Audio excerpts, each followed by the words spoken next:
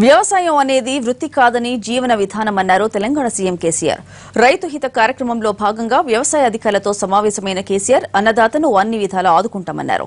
రైతు ఇంటికే బిడ్డను ఇస్తామనే రోజులు రావాలనేది తన ఆకాంక్షన్నారు కేసీఆర్. సీఎం కేసీఆర్ రైతులపై వరాల్జలు కురిపిస్తూనే ఉన్నారు. ఆఖరి విడత రుణమాఫీ పూర్తి చేశారు. ఉచిత ఎరువుల పంపిణీ హామీ ఇచ్చారు. ఇప్పుడు రైతు హిత రాష్ట్ర వ్యవసాయ అధికారుల సమావేశం ఏర్పాటు చేశారు. రైతుల సంక్షేమానికి అధికారులు ఎలాంటి చర్యలు తీసుకోవాలో సూచించారు. వ్యవసాయం అంటే దండగ కాదని పండగ అని మరోసారి స్పష్టం చేశారు కేసీఆర్. వ్యవసాయ రంగంలో విప్లవాత్మక మార్పులు రావాలని అధికారులకు దిశానిర్దేశం చేశారు. అగ్రికల్చర్ అంటే బాగా ధనం వస్తుంది, ధనం కోసం చేసే పని కాదు. Agriculture is a way of life.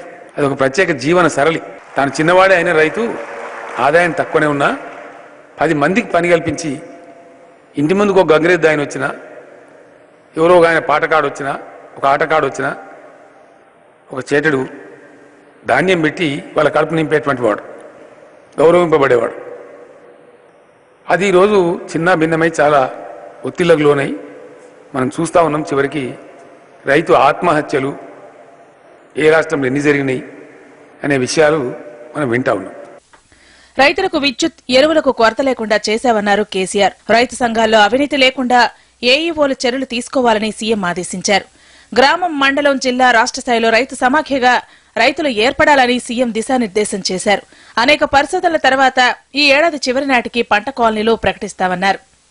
ఇక ఉద్యోగులు ఎక్కడ ఉంటున్నారనే దానికంటే ఎలాంటి పనితీరు కనబరుస్తున్నారనేది ముఖ్యమన్నారు. భార్య ఒక జిల్లాలో పనిచేస్తుంది, భర్త ఇంకో జిల్లాలో పనిచేస్తారు.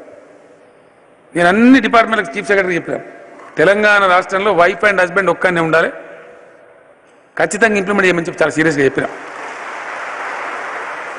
భార్య భర్తను చిన్న పిల్లలు ఉండరు, ఈయన ఎక్కడ నుండి ఆమె ఎక్కడ నుండి, వానికి తుమ్మిన దగ్గర ఈయనకు రంది ఏమైందో అని. అదే నువ్వు భార్య భర్తను ఒక్కడ పోస్టింగ్ చేయి, గంట ఎక్కువ పని చేస్తా.